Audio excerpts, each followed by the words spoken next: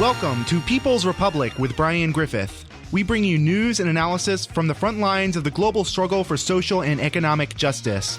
I'm your host, Brian Griffith, and here's what's going down this week in your backyard and across the world. Welcome to People's Republic. I, of course, am Brian Griffith, and this week we are introducing a new segment, Perspectives on the News, where we discuss the latest news items from here and around the world. We are joined this week to discuss the news, the latest updates by Winn Ellinger, who is an Austin-based political organizer as well as a musician. Thank you very much, Winn, for joining us. Anytime. Thanks for having me. All right, so let's get started with our first story here, and that is the developing LA teachers strike that's going on in Los Angeles. Right. So, as somebody who's had a lot of educators in my family, like I definitely empathize a lot with the teachers and everything. And there was a phrase that somebody said. It was, I don't remember who I heard this from, but the phrase was, teachers' working conditions are students' learning conditions. And I feel that that is such an apt and accurate way to describe this, just because when you consider the fact that teachers are so overworked, not just in LA, but all across the country, as we've been seeing with the teachers' protests in West Virginia, Arizona, and Oklahoma, I believe, as we've been seeing with teachers going on strike and taking their actions out into the street all over the nation, we've been seeing that teachers all over the country have been systematically just underfunded and overworked and, to use a less polite term, screwed over just by, lack of funding. And so this is how you fix problems in society. You get out and you organize and you get out into the streets and you say, hey, we're not taking this anymore. And so that's what people in LA are doing. That's what people in West Virginia have been doing. It's what people in Oklahoma, that's what needs to be done. Yeah, it's interesting that this sort of the teacher strike movement, and I would almost call it a developing movement in many ways, has kind of moved essentially so far west at this point, where it started kind of in West Virginia, and it's so far mostly kind of affected what would be called quote unquote red states. That is really states that are more kind of known for being rural, for having very reactionary governments, and I think we're seeing at those kind of points, interestingly, the most push back. So a little bit of context for the LA teacher strike that's developing. 30,000 teachers and members of the United Teachers of Los Angeles, that is nurses, librarians, and essentially all kind of employees of the school system, are going to be essentially starting the strike. This comes as a result of the actions of Austin Buettner, who's the essentially the school superintendent, attempting to privatize so much of this. He to understand who Austin Buettner is, he's a former investment banker. Perfect job to go into education, by the way. I mean, it really is. It in our system, it's obviously not. It's a horrifying thing to have an investment banker with no education experience leading the leading the school system. But I think in kind of the system we have in the kind of neoliberal web of finance capital, it's kind of a perfect fit. Right. And when education is regarded as a commodity and when students are regarded as a commodity, it only makes sense, right? Oh, yeah, absolutely. And so obviously this has been this is mostly in response to, I believe, Buettner's attempt to break up the LA United School District into 32 smaller school districts in a portfolio model that I think was first advanced by Cory Booker. Wow, not subtle at all. Yeah, no. And essentially this would also mean that, many of these schools would be shifting to a charter school model. For anyone who's ever studied the charter school model, I would recommend people looking at the charter school report card put out by Dr. Shaugi Tell. There's a kind of wealth of other information about what charter schools are, but essentially charter schools in so many ways are kind of designed to fail. Many of them are set up simply as a kind of money laundering schemes. Charter schools are notorious for being money laundering schemes and then sort of going under or otherwise kind of finding themselves financially insolvent in one way or another. This is sort of going to be an interesting development, I think, and an interesting sort of advancement in the fight for working people as we see kind of the power of unions come through. I was a lifelong AISD student, just me being a K through 12 Austin Independent School District student. And I remember when I was, I was in second grade, or I was either in second or third grade when the whole No Child Left Behind program was enacted. And I remember hearing all my teachers talking about just, oh, well, this is going to shift our focus from, just teaching to the test. And when you can simplify, or I'm not going to say, I don't know if simplify is the correct word, but when you can essentially reprioritize your education to something that is much more quantifiable, like, oh, then 60% of our students got this score on this standardized test. When you shift your model to that, as opposed to like something that would actually empower your students, something that would actually like really, really, prepare them for what the world is actually like, then of course it makes sense to, or I should say, it makes perfect sense. I'm using scare quotes here to shift that into a much more like for-profit model. These are kids. These are the future of society that we're thinking about, and we can't just let a self-centered pursuit of profit get in the way of actually developing people to, the absolute best that they can be. Not to be cliche with my phrases there, but that's the only thing I can say off the spur of the moment. Yeah, well, I mean, I think it goes to show that under the kind of economic system we live, any sort of gains won by a working class movement, as public education was, any sort of infrastructure built for the people under the kind of capitalist system that we have, is going to, over the course of successive generations, if there's not a strong struggle to maintain and push it farther, will eventually start to erode away as it no longer serves kind of the function for the ruling class. So in this kind of society, there is not as much of a need, and in fact, I think an educated populace kind of represents a danger in certain ways, like a real populace that's kind of educated with kind of knowledge of kind of the functioning society, like a real sort of deep knowledge of society,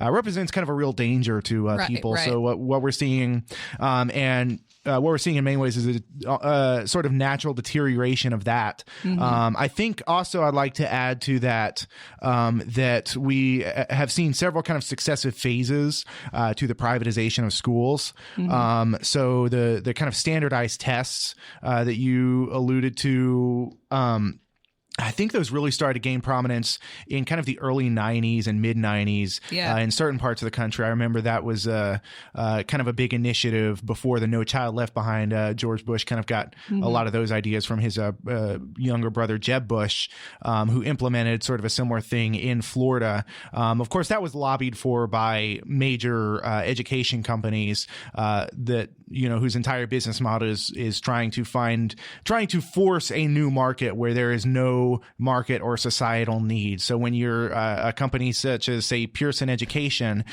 your existence is very much to your existence is very much to sort of create a quote unquote need where there is none.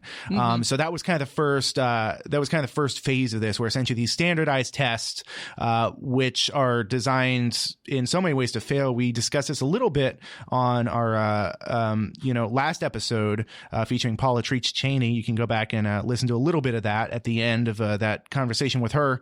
So then when the test results start coming in, the schools quote unquote fail. Now they're failing because they're using essentially a flawed system. Because if you design a testing system that works correctly, if you design a testing system that is consistent, and that kind of gets a consistent and accurate results, then that's something that can be improved upon by the schools, by the teachers and whatnot, so that then it kind of erases the need to then even have these products. Say if you have the same, you can't have that. Yeah, if you have the same test every year, essentially, that there's no need to continue selling this test. So essentially, these tests are kind of broken by design. They're made incredibly difficult by the design of the test so that they can then continually, quote unquote, improve on the test each year. This leads to sort of this general sense that schools are, quote unquote, failing, not out of any real sense of, not out of any real failing on behalf of the teachers, but a failing on behalf of the actual quantitative assessment here. And I'm just going to throw this out there. I just wonder what of the typical quote unquote failing school, I wonder what the demographics of the students of those failing schools generally are. Oh yeah, absolutely. It's it tends to affect black and brown as well as working class areas. It affects those who are already kind of on the margins, so that then these schools can be seen as quote unquote failing because all of the money and all the resources are pumped into white and affluent school districts. And those are the ones that, like, even if they do have students that. So I went to most of the the whiter and more affluent schools in my schooling here in Austin, and most everybody came from money in a sense. And if they weren't doing particularly well in a subject, then they had the financial resources to acquire additional help for that.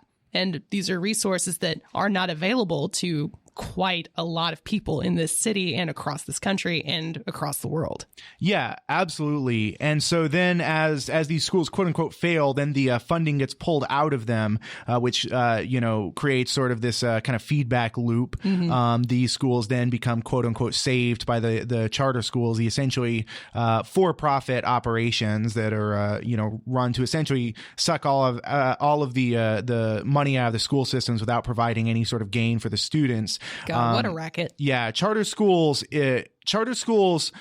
essentially skirt so many kind of federal laws by, one of the most notorious things they do is they will either deny students access to the schools, which is illegal, or they will otherwise find ways to kick students out, to suspend or expel students right before the kind of testing period, so that it then appears that their testing is better. Even given that the schools don't actually function any better, there's no records to kind of indicate outside of the studies funded by the charter schools themselves. There are no studies that show any substantive increase when schools are privatized. This is a defunding and then essentially a handout to these private education companies, both the testing supply companies such as Pearson Education and the charter school networks. So I'd like to circle it back around to kind of mention that when it comes to this imposition on LAUSD, LAUSD has a $2 billion surplus. This is not a school system that was lacking in resources, but the superintendent, Austin Butner, former investment banker here, in his quest to force these schools into a charter school system, has refused to actually use any of this $2 billion surplus to fund the schools, to provide supplies, until he's able to force this kind of model, these 32, the small districts in a portfolio model, which would wreak havoc on the stability of students and on the stability of teachers' lives. So, just to kind of wrap all this up, 33,000 teachers are going to be taking to the streets. They probably have already at the point of this broadcast. You can find more information kind of across social media about this upcoming event, and it's going to be, I think, an important point in the struggle for not only unions' rights as unions become or not only like sort of union power as unions become more popular, but also the struggle to ensure a decent quality of education, a decent quality of life for those working in education. Anything else you'd like to add to that before we kind of move on? I think I would just like to reiterate the quote that I heard earlier. Teachers' working conditions are students' learning conditions. If you care about your student learning, then you ought to care about all the conditions that their teachers have to work in. Absolutely. So let's move on to the kind of next item we're talking about. This is the obvious government shutdown that's been going on. Mm-hmm. As of today, we are recording this on the 14th of January. This is now to date the longest government shutdown. I believe it's 24 days now. Something to that effect. Yeah, it's pushing a month.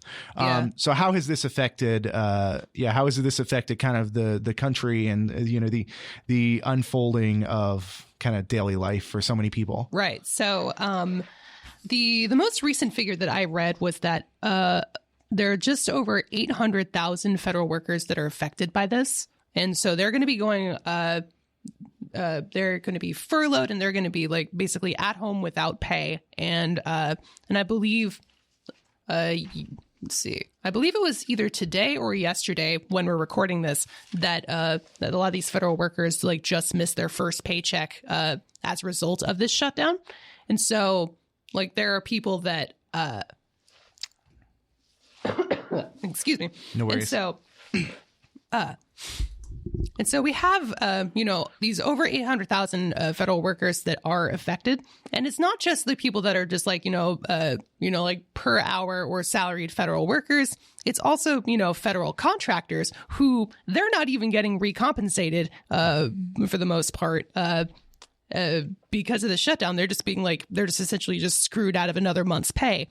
And the gall of the government, basically, and various different governmental agencies to say, well, yeah, sorry, it's kind of not our fault. That's when there are hundreds of thousands of people that are just getting angrier and angrier at the fact that, they're not being able to pay their bills. What did you hear that thing about how the U.S. Coast Guard basically told all of its put out that the Coast Guard put out a memo that was basically just like, hey, if you're missing a paycheck because of the government shutdown, here's some things that you can do to help yourself not die. And so it was just like, have a garage sale, sell all of your belongings, and maybe take up babysitting work, maybe do something for Uber or Lyft. I'm surprised they didn't say sell your blood plasma. Like it was... my rage is so inarticulate right now that I'm just losing the ways that I'm trying to say this, but just God, like, and also this is one of like, of all things to shut the government down over. Okay. So Donald Trump, is, at least as far as I can recall, is asking for $5 billion to fund the border wall. At least that is his public case. Does that sound right? Yeah, it's I think 5.3 or something to that effect, $1 billion over the border wall that, of course, he originally said that Mexico was going to pay for. Oh, right. Yeah. But, part of me just like, I don't even know that that's a point worth bringing up. We all knew Mexico was not going to quote unquote pay for the quote unquote border it was wall. An absurd promise from the start.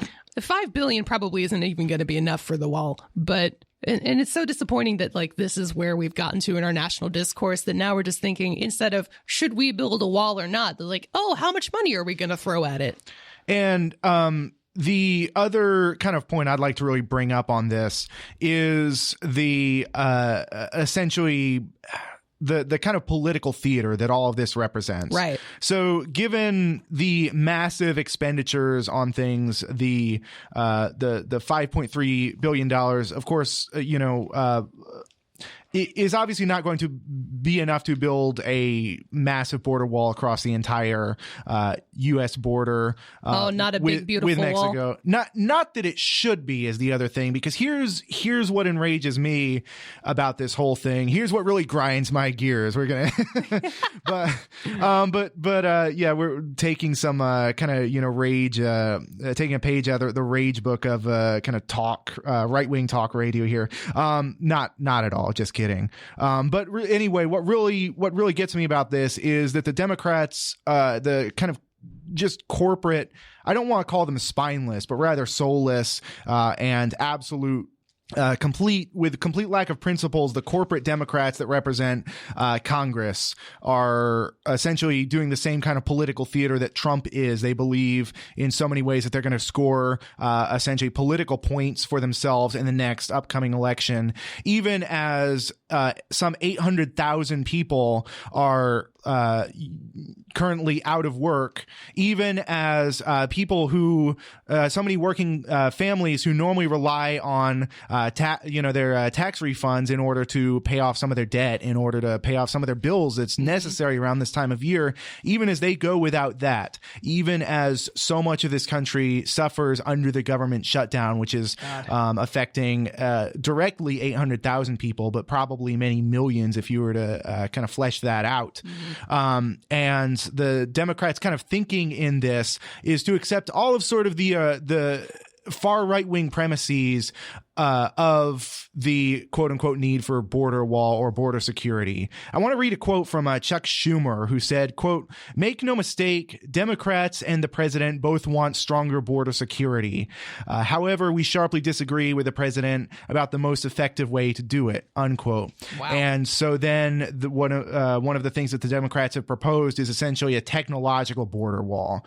Instead of a literal physical border wall, what they have argued for is either a quote unquote border fence or otherwise kind of the latest proposal coming from kind of the Democratic Party think tanks and whatnot is a technological border wall that would essentially increase a massive surveillance state apparatus along the entirety of the border. So that's the quote unquote resistance to Trump is to take this right wing, incredibly right wing, xenophobic, racist kind of talking point that we need quote unquote border security, even as people are dying along the border, and even as asylum seekers are being incarcerated en masse for their legal right to seek asylum, for their internationally recognized legal right to seek asylum, even as they're being incarcerated, abused en masse. The Democrats completely concede this point to the right wing that border security, quote unquote border security, is an absolute necessity,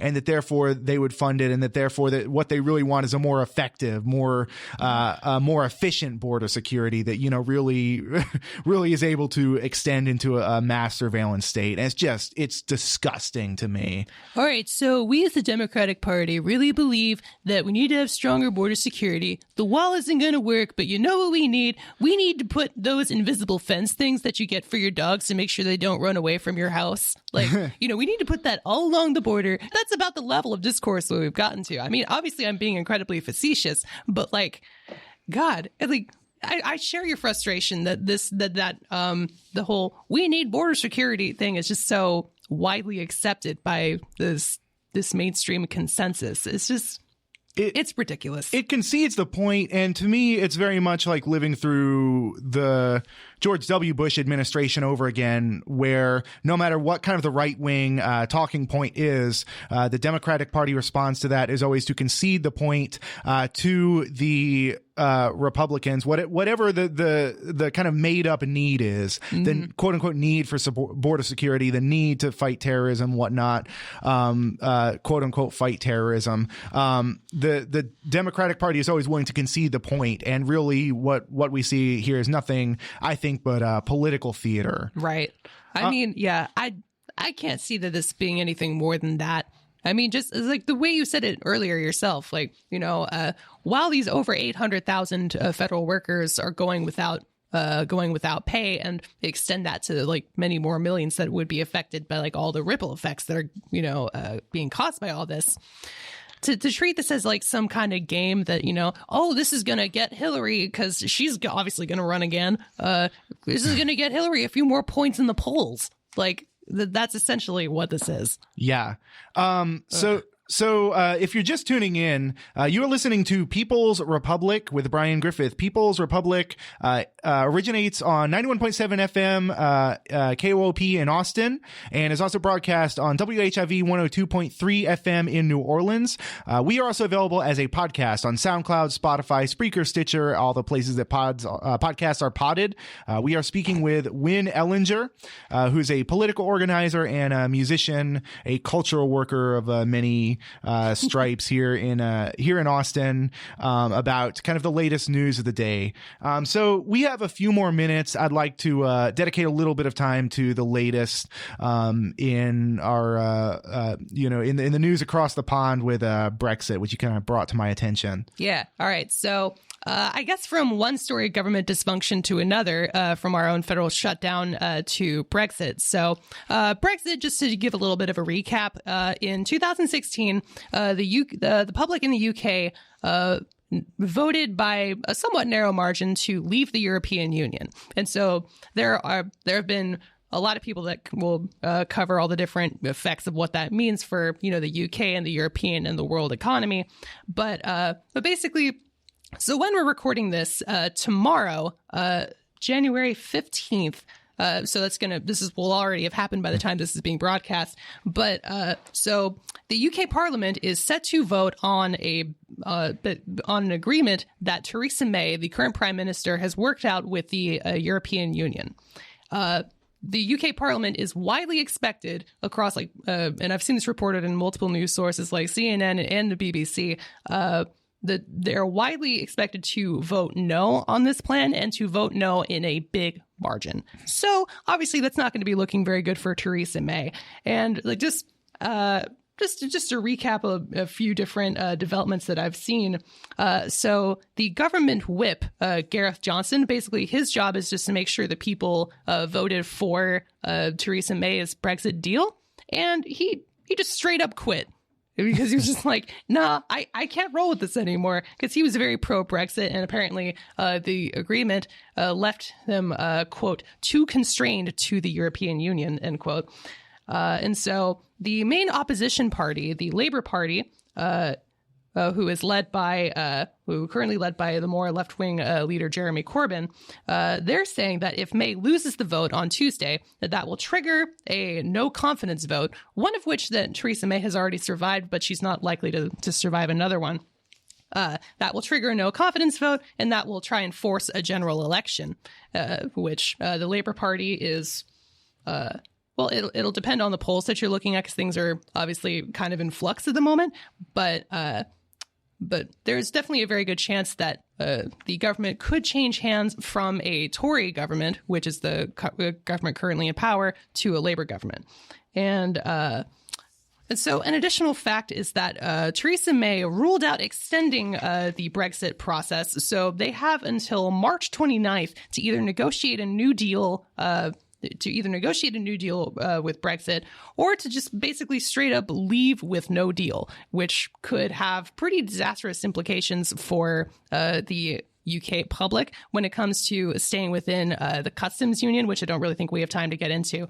It would basically mean like a complete decapitation of the relations between the UK and the EU, which would also have a huge amount of effects on EU residents that currently live in the United Kingdom, and United Kingdom residents that currently live in, or I should say citizens instead of residents, UK citizens that currently live in the UK. It'll just have a whole lot of really bad implications. And it's just a mess. And who knows what the ripple effects of this particular mess are going to be across Europe and across the world. Yeah, it's going to be very interesting as the kind of neoliberal consensus, the so-called quote-unquote centrist status quo, which is not in fact centrist, but is in fact very right-wing. Mm-hmm. Neoliberalism is a right-wing rather than a quote-unquote centrist. They kind of posture as centrist, but they are not. It's going to be interesting to see that status quo essentially implode, as it already is, not only in the UK, but also in France, as we've talked about with the Yellow Vest, and to see... essentially where that leaves us with regard to within Europe, the flow not only of people, but also the kind of flow of capital and the realignment of kind of global forces with the collapse of the kind of U.S. unipolar world after the 1980s that we don't really have time to get into at this point. But it's certainly something to be watching. It's interesting that the UK is one of the few kind of governments in Europe Europe, where it seems like a real kind of leftist movement may actually have a chance of arising to state power, whatever the kind of contradictions within that leftist movement, whatever the obvious class contradictions and the obvious many shortcomings with regard to domestic and foreign policy and kind of general worldview that labor has. It still represents a kind of interesting developing situation where kind of the horizons have been expanded beyond kind of the neoliberal status quo. So we're going to have to leave it there. We've been talking with Winn Ellinger. She is a political organizer and musician based in Austin. You've been listening to People's Republic with Brian Griffith. People's Republic originates out of 91.7 FM in Austin, KOLP, and is also broadcast on WHIV 102.3 FM in New Orleans. Stay tuned.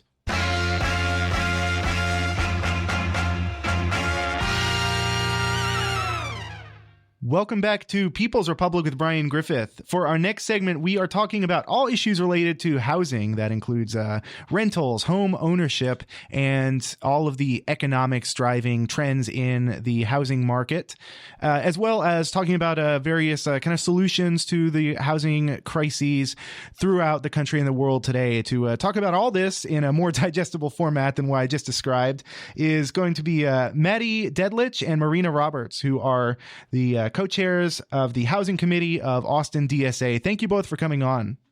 Thank you for having us. Thanks for having us, Brian. Very excited to have you back, and I'm really looking forward to kind of delving into the weeds every month with this segment, really talking about, the deeper kind of conversation around housing beyond just the fact that it's inaffordable.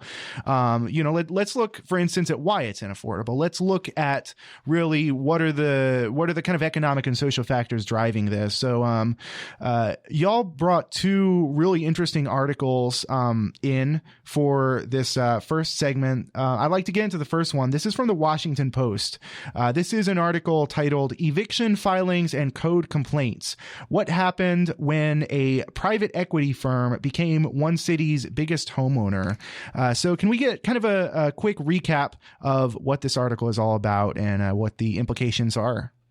This piece, coming out on Christmas Day of 2018, had some very pleasant Christmas holiday reading. So this centered around Memphis, and it is this trend that's happening all across the country. But they crunched a lot of numbers and looked into what are some of the side effects of what happens when a capital management firm or like it says in the title, becomes one of the biggest or the biggest homeowner in the area.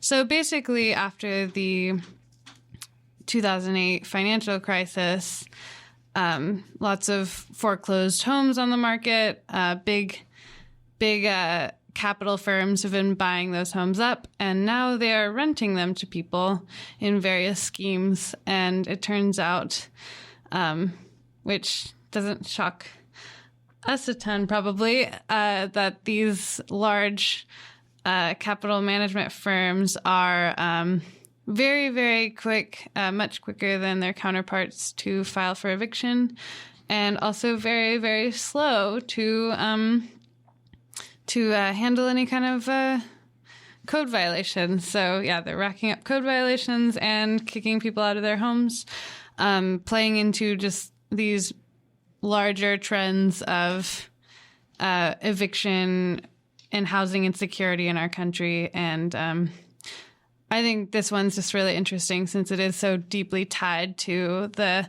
financial crisis. So like all of this changing of banking and securitizing mortgages in our country, and how just how there's just massive profits to be made everywhere, and how things like housing are just getting more and more exploitative. Like, there's a lot of creative people out there that find ways to find ways to make all of this stuff more exploitative.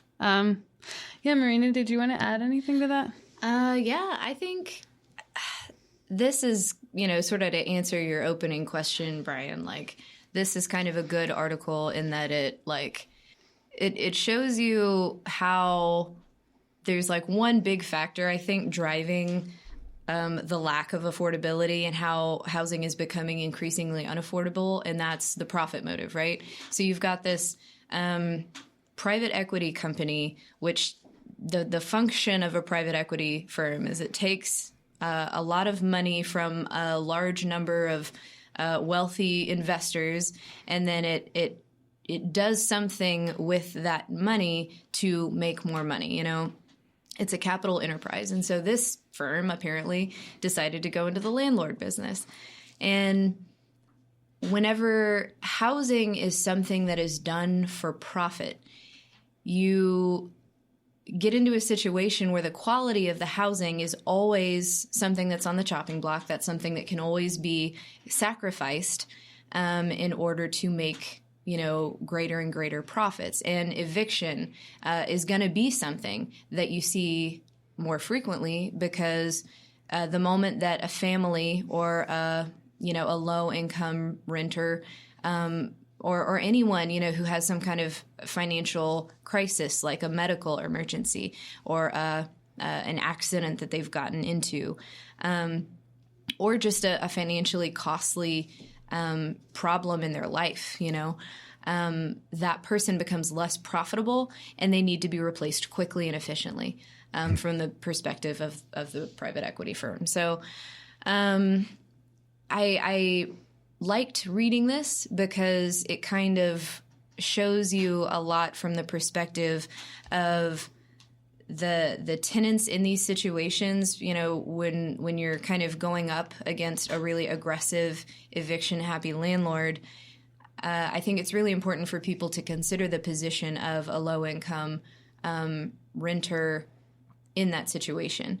Because this is somebody, one of the things that the article mentioned is that this private equity firm, whenever they were being criticized and whenever the journalist writing the story is, trying to find out a little bit from their perspective, like how do they defend these practices? They pointed toward some kind of survey that they did where 80-something% of their tenants reported, some kind of satisfactory living conditions, general satisfaction. Whenever you're in this position, you can't complain about the housing that you're given, really, because whenever that your landlord can evict you, it's like one of the tenants just said, you kind of, as soon as eviction is filed, the cards are in the landlord's favor. Yeah, I mean, you can look at sort of the kind of power differential between when you attempt to go to court with a landlord, you're automatically at a resource disadvantage to the point where, the landlord, whether that's kind of a smaller landlord or whether that's a kind of private equity firm, is going to, essentially, even if it costs them money, even if it's an investment for them in order to kind of put forth, an attorney to stack the deck in their favor. Not that they really need that much stacking the deck given the way our court system works, but they're going to still put forth that kind of effort to essentially shut down your challenge to whatever the case is in court, to essentially set an example that if you try and go to court with a landlord, you have all of these essentially odds in the landlord's favor, and they are going to use every weapon at their disposal against you. I think another sort of interesting point to me about the way this whole the system works, this kind of landlord system, as we move from kind of a qualitative shift from locally based landlords to I don't want to get into like, oh yeah, we used to have those wholesome local landlords, Right. but they're just to understand the qualitative shift between when you have a landlord who's a person who might own a couple different properties locally, whose money then comes directly from essentially being able to rent out that property, so that property becomes their capital by which they have to turn a profit. So they have a motive to at very least maintain a habitable property. As as this sort of system expands, as this sort of as these private equity firms come in, this simply becomes a source of equity in this kind of a finance capital system, where it's no longer even important to necessarily have the house itself as a commodity. It's I know I just said the house was capital. I'm kind of mixing my metaphors here, but it's the point is to confuse you. Which that's true. But like the point is no longer simply to have to make money from the house itself. It's simply to use the house as equity in whatever way is best suited. So if that simply means buying up and then destroying an entire neighborhood to build some sort of development, there's no longer any sort of incentive to make money from even being able to rent that property in many ways. I wonder how much that sort of affects that equation in terms of obviously it affects the eviction rate, because it's necessary within that financial system for them to provide as much profit for their for the shareholders as possible. But it also it makes the entire housing situation of entire cities so much, to me, less tenable. One thing that you just mentioned, or were saying, like how you were saying you were mixing up your metaphors and words and stuff. And I kind of wanted to jump in on that point too and say, like, yeah, like I don't have an economics degree or a deep understanding. And I've actually been I've been like trying to study the financial crisis lately. And yeah, this stuff is very confusing. And I think one of the, like I was joking that the point is to confuse you, but I mean, I think that's something worth like keeping in mind, that like this stuff is very tricky and confusing. And I think if we get too hung up on the details and getting them just right, we miss the larger picture that like this is deeply unfair and deeply bad for exploitative. So yeah, there was one piece of this that was saying like, after the financial crisis and with all of these homes going up, they got bought up based on the bet that people our age are increasingly kept out of the mortgage market. So it's kind of interesting. It's a situation where people aren't able to afford mortgages anymore, or are increasingly not at ages that they used to be able to.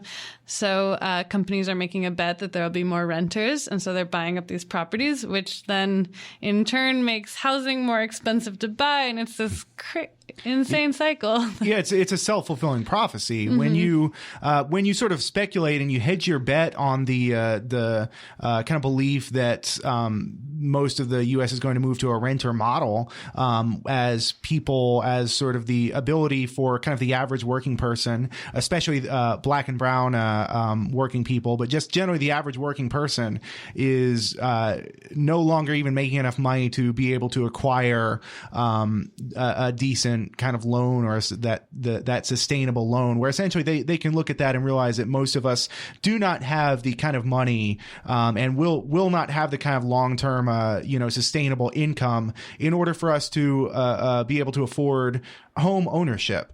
They look at that, they sort of hedge their bet on that, and so that then that becomes a sort of self-fulfilling prophecy as these these especially single family houses, but just generally properties get bought up, and so then it kind of forces the market into that, and it forces it kind of makes land, or it kind of makes home ownership even that much more unsustainable. Yeah, it says access. Right, like locking people out of the traditional home buying market.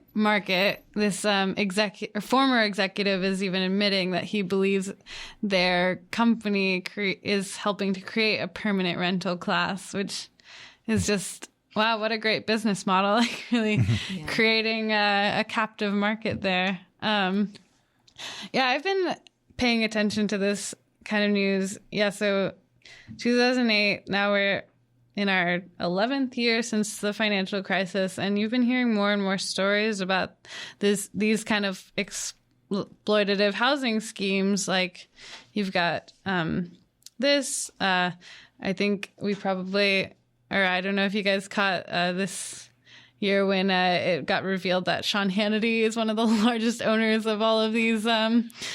Yeah, these are some kind of like shady characters that are really getting in on housing for what they call workforce housing. And then you've also got, similar to this, the rent to own schemes that they have going on before I go into that one, I meant to say, I think one interesting part of this piece is that it starts and ends with this family, and their story is actually that they owned the house that they're now renting before the financial crisis hit. And so, yeah, I just think it just kind of makes my head spin to think about how, I mean, we really have been sold this narrative of that the American dream is to go to college,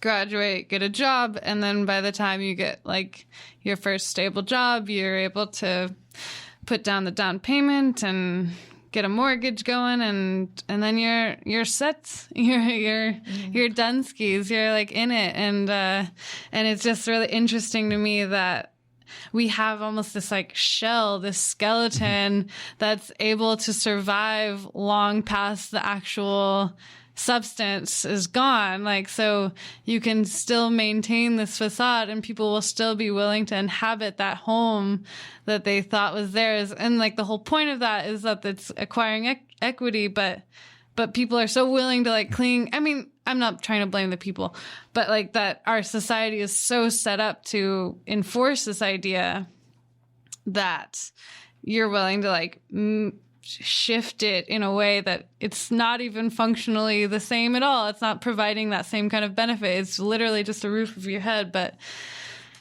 are you guys seeing what I'm saying? Like that? Oh, absolutely. Yeah. I mean, like, because it's such a tenacious cultural like value, I guess, that we have.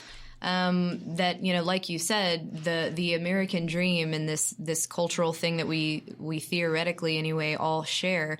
And it's pervasive, right? I mean, it's like immigrants who come here have that dream of like being able to own a home, which is, you know, for many folks unfathomable in their home countries. You know, people come here and people grow up here, and that's just the dream across all of these different, you know, slices of America. But just whatever you break it down, I think it's really worth questioning whether or not that dream is as valuable as people want to cling to and want to believe that it is. Because whenever you look at the way that our system is set up, it is exploitative. And, you know, the rent to own schemes and all these other kind of, you know, just situations that people find themselves in trying to pursue that dream. It's really just sort of a breeding ground for capitalists to exploit, you know, wages from working people. Yeah, go ahead. Yeah, I absolutely. I think you're hitting on something there that I'd like to historicize a little bit. I've been reading over the past few weeks. I've been reading Roxanne Dunbar Ortiz's An Indigenous People's History of the United States, and one of the most compelling things that I've run across so far reading this is reading about this sort of early kind of interplay between the real kind of ruling class of the United States during its colonial history and during its kind of quote unquote expansion across the West, where there was this kind of this interplay between sort of the actual ruling class, like essentially the slave owning class that owned these massive plantations, that owned kind of, you know, 90% of kind of all the land and whatnot. And so there was this class of you know, people be familiar with this kind of metaphor, 1% of the people owning 99% of the wealth. but there was also this kind of class of other settlers whose aspiration was also land ownership. They wanted this quote unquote dream for themselves.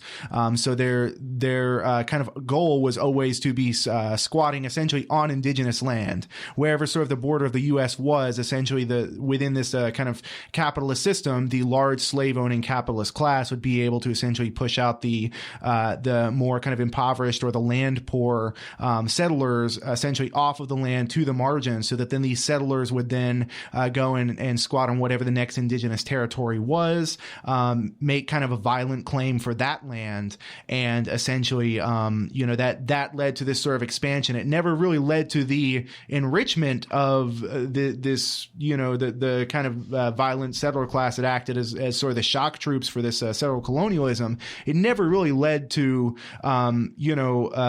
sustainable kind of land ownership, home ownership for them, but it did lead to essentially the genocide and the brutal conquest of an entire continent. And I wonder, to me, it almost sort of looks as though we're kind of seeing that same basic, correlation today in sort of the kind of the white, the kind of white worker class that's still trying to cling to this, we need to own something. And so that then becomes the impetus for, I think, some of the kind of segregationists and some of the racist, policies and other kind of land ownership policies that we're going to talk about in the next article. So for those of you just tuning in, you're listening to People's Republic with Brian Griffith. We are joined by Maddie Detelich and Marina Roberts, co-chairs of the Housing Committee of the Austin DSA. We are talking about all sorts of housing issues. So I'd like to go ahead and get into this next article. And if you totally disagree with my setup there, that's fine. And I'd love to kind of hear what you think of that kind of framing of our next article for the next 10 minutes or so we have to talk about it. This is from Dissent magazine. This is How Real Estate Segregated America, with the kind of a byline, real estate interests have long wielded an outsized influence over national housing policy to the detriment of African Americans. So maybe we can get into sort of just the gist of this first. Yeah, for sure. That's really fascinating. What you mentioned in the book that you're reading. I definitely see some parallels there, with respect to, like the white working class, kind of holding on to the American dream of home ownership a little bit more doggedly, and a little more defensively, I think. But I mean, to be honest, I see a lot of parallels, not just with the white working class, but with Black and brown working class people who, especially in urban areas, have kind of, carved out a piece of the city that is like a community and a real neighborhood that's like a sort of historical place with deep roots for these communities. And I think that people look at these things as something that has value and is worth defending. But I think, and of course, I think that's true, especially whenever we're talking about Black and brown communities, because those places are the seats of so much, radical thinking and so many experiments with community organizing. We've learned so much from the kinds of organizing that are born in those spaces. They have a lot of value for a lot of reasons that, are worth a lot of time just to talk about in and of themselves. But I think part of the reason why people cling to this idea of home ownership is because people really do believe that it's sort of like a way to be safe from exploitation. I think that people see it as kind of a safe harbor or a sanctuary from what I would call just capitalist influences, like your home is your castle, right? And from insecurity too, because when you don't have a kind of roof that to be permanently under your head, that messes with kind of how you view life. It messes with your worldview. It messes with your real sense of safety and your mental health. I know so many people at this point who, like, the conversation around home ownership is like, oh, well, you need to be investing in buying a home for quote unquote equity. But if you ask most people why they would want to, buy a home, why they would want to own land, the answer 99.9 times out of 100 or 999 times out of 1,000, the answer is going to be, so I have somewhere to live. Yeah. Security. Yeah, I think that needs to be questioned, explored. Like this, that we do. I mean, we live in an urban area, and this is the case in every major urban area. And I've heard that economists don't even know if this trend will even ever reverse at this point. Like that it's basically like rents are just gonna go up. And like the idea that we do have this like system motivated entirely by people thinking that like, well, if I don't buy a house now, then I might not be able to afford to stay here, and I work here, and it's not like my wages are going up anytime soon. Like that, we just have this system based on insecurity. And well, that's like all of capitalism, though. Yeah, no, true. And I think, this Keeanga-Yamahtta Taylor piece is so interesting because it's really highlighting the effects that this insecurity has had on the African American community, like how up until the 2008 financial crisis, they were really put on the edge because of decades of what she calls predatory inclusion in the housing market, which, that's something to be explored. Like the way the subprime mortgages were targeting African Americans and Black and brown people in this country, and then how that just like put them on this cliff basically to be pushed off once it all fell. And I've been listening to this like piece like going into the banking crisis and everything, and I'm just like right there thinking, why did the bankers get to keep their money and so many people lost everything? Anyway, sorry, that's a different episode. Yeah. No, but it's super relevant, right? Because to me, that's kind of the unhappy answer is like people think home ownership will insulate them from disaster and will, give them a safe place to land.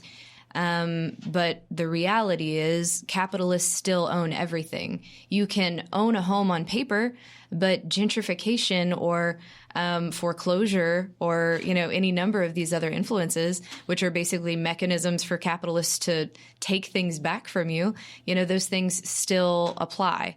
They're still at work. So I appreciate this piece because Keeanga-Yamahtta Taylor just really gets into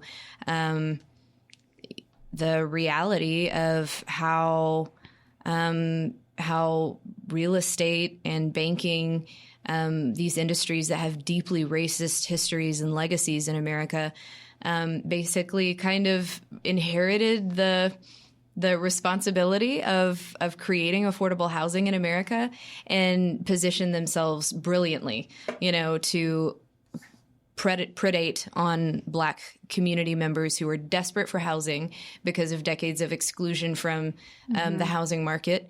And they were able to just make a tremendous amount of money by, selling unlivable. Selling unlivable homes to Black people, basically.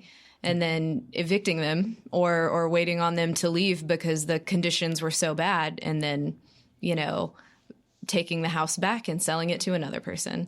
Yeah, I think that term predatory inclusion is really interesting, and it hits on something that far deeper within this kind of economic society. This idea that even your kind of inclusion within an economic system has this sort of predatory nature, and really you're given essentially two kind of really bad choices here. You're given the choice to sort of rent and throw a massive portion of your money away, or you're given this choice to be able to kind of invest in something that seems to be more concrete, but in fact just kind of further entrenches these really stratified property relations, these kind of stratified relations between the workers and the owners of industry and the owners of as we're seeing now, finance capital and private equity firms always kind of they've rigged the game in so many ways. They win regardless of this kind of rent versus home ownership sort of dichotomy. I think we're going to go ahead and leave it there. We are out of time for today. This was our very first segment featuring kind of housing issues. It's going to be a regular monthly segment here on People's Republic. We were joined by Maddie Detelich and Marina Roberts, co-chairs of the co-chairs of the Housing Committee of the Austin DSA. Thank you both for joining us today. Thank so you. much It's for been a having blast, us. Brian. That's all we have for this week. You have been listening to People's Republic with Brian Griffith. People's Republic is produced at KOOP Community Radio in Austin, Texas, and is also syndicated on WHIV 102.3 FM in New Orleans. You can find our show on SoundCloud, iTunes, Spreaker, Spotify, and Stitcher by typing in People's Republic, or you can visit us on Facebook and Twitter at People's Radio ATX. Thanks for listening as we report on the global struggle for social and economic justice. We are out of here.